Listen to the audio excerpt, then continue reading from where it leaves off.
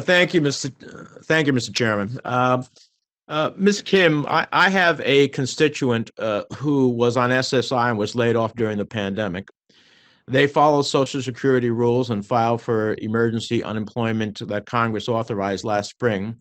However, because of their unemployment benefits, they now have a large amount of unearned income, and their SSI benefits were suspended. If they run through the 12 months of suspension, they will have to reapply for SSI.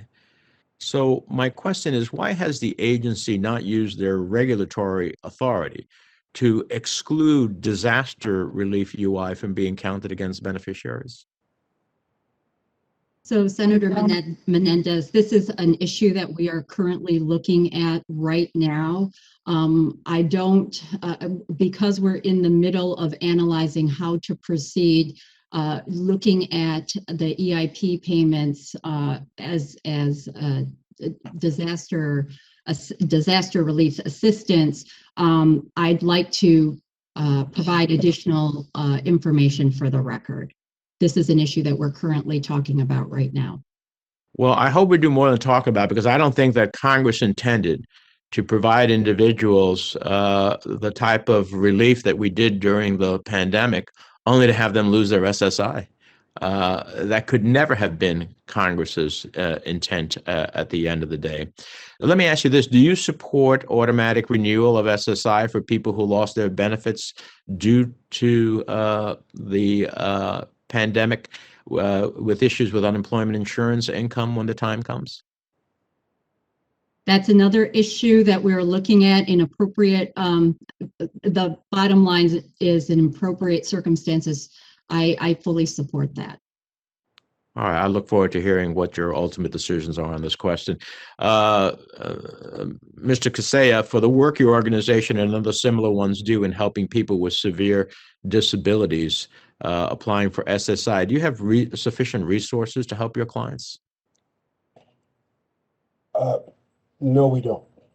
I mean, we try and make it work with what we get, but it's difficult because each case is different. And so each case requires a different amount of effort and resources to develop and file it. But no, we most certainly could use more resources. How difficult is the process for people with disabilities who may need some assistance with their applications but don't have access to organizations like yours? It's almost prohibitive. I mean, I think it was Ms. McGinnis who was talking about the difficulty with like understanding the acronyms and the use of information or terminology that Social Security uses.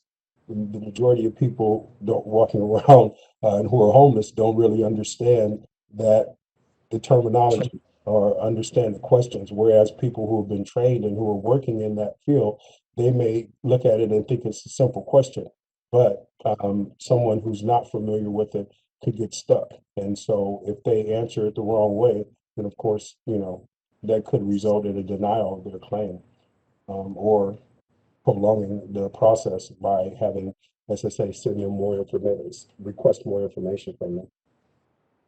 Thank you. Ms. Kim, beneficiaries encounter numerous challenges when going through their application process for SSI, and they require assistance from the field offices. But with the field offices closed, many people have been running into challenges accessing this needed help.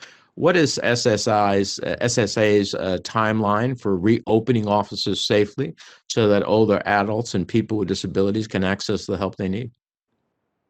So currently, Senator, SSA is operating under its current workplace safety plan, which aligns with the President's executive order and OMB guidance. And that right now permits SSA workplaces to operate up to 25% of normal occupancy. So we are working within the parameters of our workplace safety plan, and that plan does limit our ability to bring in additional staff on site. We've been open throughout the pandemic. I want to make that very clear. But we have only been open to the public if they have an appointment. And we are currently within the parameters of the plan, increasing incrementally staff on site to handle workloads such as critical workloads that serve vulnerable populations. But we are doing that in a way to ensure the safety of our employees as well as the public that has to come into our field offices. But one way that we are also trying to reach the SSI population and help them with their applications is part of the vulnerable population outreach efforts that we've done with community-based advocates that I mentioned in my opening and that I've discussed in my hearing testimony, is that we have established SSA points of contact in every area where we have a field office. And those points of contact are working directly with community organizations and advocates and working with them to facilitate the SSI claims taking and referrals of SSI claims to SSA. And in those instances, we are processing SSI applications. We're gonna have to move on. Senator Menendez, did you need to say anything else? Yeah, just very briefly, Chairman, I appreciate the answer, but it's not working for people. I can tell you that. And one of the things we could do is streamline this application, this 23-page application for SSI. I mean, I think in the 21st century, we can do a lot better than that. So I look forward to working with the chair to try to make it better. Great.